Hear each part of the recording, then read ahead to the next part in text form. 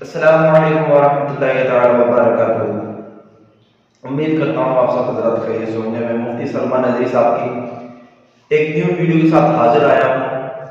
جن حضرات کی ابھی نئی نئی شادی ہوئی ہے وہ حضرات جانتے نہیں ہیں کہ ہم بستری کس طریقے سے کرنا چاہیے، تو یہ ویڈیو سماعت فرمائیں۔ ویڈیو سماعت فرمانے کے بعد پھر یہ ملاحظہ فرمائیں کہ کس طریقے سے کیا کرنا چاہیے۔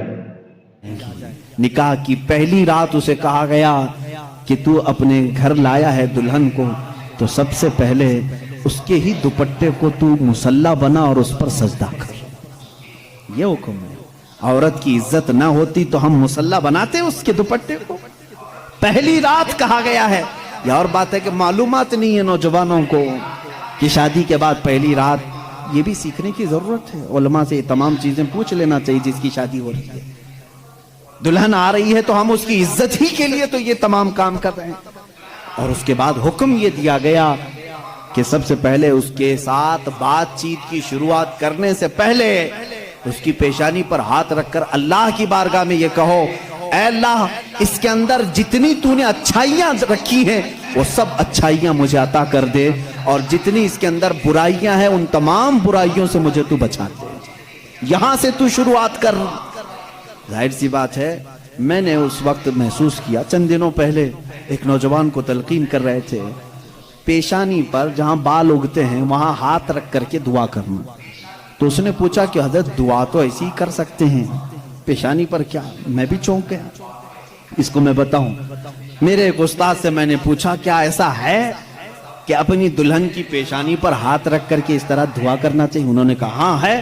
دعا تو کیسے بھی کریں، ہاتھ نہ رکھیں اور ہاتھ چھوڑیں، ہاتھ اٹھائیں، سب دعا اللہ سنتا ہے، لیکن اس لیے پیشانی پر رکھ کر کے دعا کرنے کے لیے کہا گیا کہ وہ آج اپنے والدین کو چھوڑ کر کے آئی ہے، اس کے وسیلے سے اللہ جلدی دعا قبول کرے۔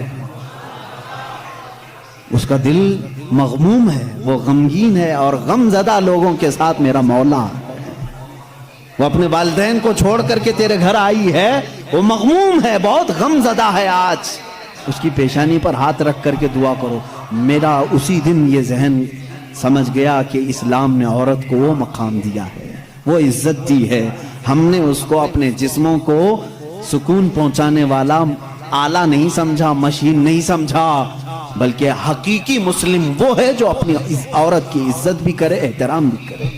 اللہ کے رسول صلی اللہ تعالی علیہ وسلم نے جو فرامین دیے ہیں، عزیزان گرامی وقات، یہ نکاح کے اس سسٹم کو بھی میں آپ کو بتاؤں۔ کچھ تو وہ ہیں جو یہ اسلام کے خلاف بھونک رہے ہیں کہ عورتوں کے اوپر زور زبردستی ہوتی ہے اسلام میں، اور دوسروں کی کیا بات کروں، ہمارے ہندوستان پر بیٹھا ہوا میں کیا بتاؤں، یہ بھی بڑی عورتوں کی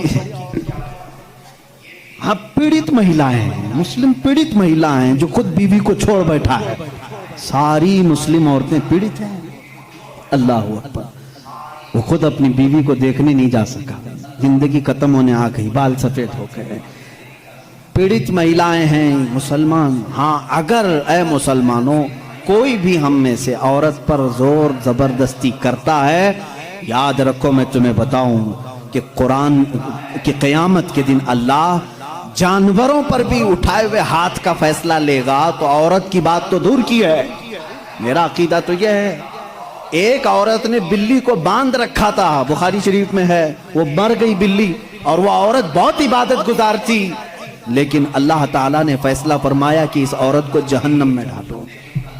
میری ایک مخلوق کو باندھ کر رکھی اس نے اور وہ مر گئی۔ ہمارا تو عقیدہ یہ ہے، تم عورتوں پر اگر ظلم کرتے ہو تو تم ذمہ دار ہو، لیکن اسلام نہیں۔ اسلام وہ کامل دین ہے۔ یہ بیچارے کیا پڑھ پائیں گے جن کو کبھی ڈھنگ کی سپیلنگ نہیں آتی، کبھی یہ ایک ایسا ہوتا ہے کہ ڈمرو بجاؤ تو کوئی ناچتا ہے، اسی طرح سے کچھ لوگ پیچھے سے کچھ لکھ کر کے دیں، کچھ بیان کرنے کے لیے، تو کچھ لوگ کہہ جاتے ہیں، ان کو خود نالج نہیں ہوتی۔ ایسے ہی کچھ لوگ اسلام پر بھی بھوکتے ہیں۔ اب اگر یہ ٹاپک اگر میں چھیڑوں 3 طلاق کے، تو اور بڑے معاملات ہیں۔ 3 طلاق کے لیے اسلام نے زور زبردستی کی ہے، عورتوں پر ظلم ہے، یہ پیڑت ہیں، یہ مہیلائیں ہیں، ان کو انصاف دلانا چاہیے۔ 3 طلاق دینا، پہلی بات یہ سمجھے ہی نہیں۔ آپ تو سمجھتے ہیں نا اسلام میں فجر کی نماز فرض ہے, ظہر کی نماز فرض ہے نا, عصر مغرب عشاء فرض ہے, طلاق دینا فرض ہے, فرض ہے. تو اتنا کیوں نہیں سمجھ رہے؟ کون کہتا ہے کہ ہر مسلمان 3 طلاق دینا فرض سمجھتا ہے؟ ارے وہ ایک ایگزٹ راستہ ہے. ہم کبھی بھی کسی بھی بندے کو نکاح پڑھاتے ہیں تو طلاق کا نام تک نہیں لیتے. اگر ذکر کر دیا نا کہ میں 5 سال کے بعد طلاق دینے کے لیے نکاح کر رہا ہوں تو وہ نکاح ہی حرام ہو گیا. بلکہ میں کہتا ہوں اگر تم نے نکاح میں یہ کہہ دیا 80 سال کے بعد میں چھوڑ دوں گا, یا 80 سال کا یہ کانٹریکٹ ہے میرا, تو نکاح نہیں ہے وہ نکاح نہیں, اس کو متاع کہتے ہیں. ہم نکاح میں کبھی وقت متعین نہیں کر سکتے, بلکہ ہم تو لائف ٹائم کے لیے نکاح کر رہے ہوتے ہیں, لائف ٹائم کے لیے. لیکن انسانی زندگی میں کئی معاملات ایسے آتے ہیں کہ مزاج نہیں جم سکتا. ضروری نہیں ہے کہ ہر آدمی کا مزاج دوسرے سے جم جائے. کبھی ایسا ہو گیا تو اس کے لیے آپشن رکھنا چاہیے کہ نہیں رکھنا چاہیے؟ اس کے لیے آپشن رکھنا چاہیے کہ نہیں رکھنا چاہیے؟ ارے میاں تم کسی کو گاڑی میں بٹھا کر کے بھیج رہے ہو اور اس سے یہ کہو کہ چلنا ہی ہے, اگر وہ پوچھ لے گاڑی کے پہیے دونوں پنچر ہو گئے تو کیا کروں, کہا پھر بھی چلنا ہی ہے. یہ ظلم ہے, یہ زیادتی ہے. اس سے یہ کہنا چاہیے کہ اگر گاڑی کے پہیے پنچر ہو گئے, ٹائر پنچر ہو گئے, تو قریب میں گیریج ہے, کھول کر کے بدلوا لو. معقول بات ہے کہ نہیں؟ اگر بیچ راستے میں نہیں تم پابندی لگا دے, نہیں ٹائر نہیں بدلنا, پنچر ہوئی اسی سے چلنا, یہ زیادتی ہے کہ نہیں؟ اب میں آپ کو بتاتا ہوں, 2 ٹائر لے کر کے چلے تھے شادی کے بعد, 2 ٹائر ہیں اور دونوں چل رہے ہیں تو ٹھیک ہے, ایک بھی پنچر ہوا تو کیا کرو؟ یہ کہتے نہیں پنچر ٹائر کے ساتھ ہی چلو. ارے بھائی کہیں اور گاڑی گڑے میں گر جائے گی. حکم یہ ہونا چاہیے کہ اگر پنچر ہو گیا تو ٹائر چینج کر سکتے ہو, تمہارے لیے آپشن ہونا چاہیے.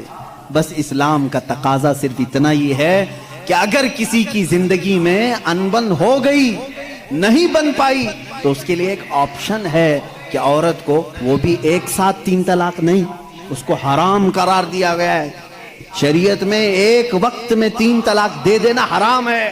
میں اس کا ببانگ دہل آج اعلان کرتا ہوں, اگر کوئی ایک ہی ساتھ اپنی عورت کو طلاق طلاق طلاق اس طرح 3 بار کہہ دیتا ہے تو اس نے حرام کام کیا, گناہ کیا, ناجائز کام کیا ہے. اگر چھوڑنا بھی ہے تو اس کو اسلام نے طریقہ بتایا ہے.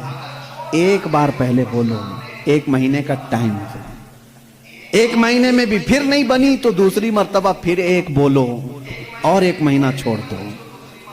2 مہینے کا ٹائم گزر گیا, اب پھر بھی نہیں بن پا رہی, تب پھر سب کو بٹھا کر کے کہہ دو ہم نے 2 مرتبہ دیکھ لیا, اب ہماری زندگی آگے چل نہیں پاتی, تیسری مرتبہ ہم اس کو ختم کرتے ہیں. یہ طلاق کا صحیح طریقہ ہے. کیا اس میں اسلام نے ظلم کیا؟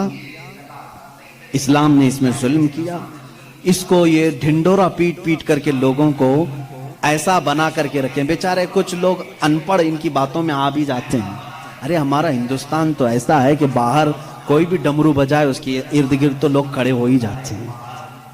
کوئی بھی گلی کوچے میں بھی آ کر کے ڈھول بجاتا ہے تو کتنا مجمع جمع ہوتا ہے. پارلیمنٹ میں بیٹھ کر کے اگر بجائے تو کیوں نہیں سنیں گے لوگ؟ سنیں گے لوگ. ہماری پبلک ہے, بہت میچور پبلک ہے. عزیزان گرامی, یہاں پر میں آپ کو اسلام کی وہ خصوصیات عرض کر رہا ہوں جس میں اسلام نے کہیں پر اپنے پیروکاروں پر ظلم نہیں کیا, بلکہ اس کا ہر حکم فطرت کے عین مطابق ہے. اب کچھ لوگ وہ ہیں جو سنیاس لینے کو کہتے ہیں, نہیں عورت کو چھونا بھی نہیں چاہیے, پوری زندگی بھر ایسے ہی رہنا چاہیے, اس کے بھی ہم خلاف ہیں. نہیں, اسلام اس چیز کا خلاف ہے کہ تم اس کے اندر کی چاہت اور اس کے اندر کے سکون لینے کے ذریعے کو بند کر رہے ہو. اسلام نے کہیں پر ایسے احکام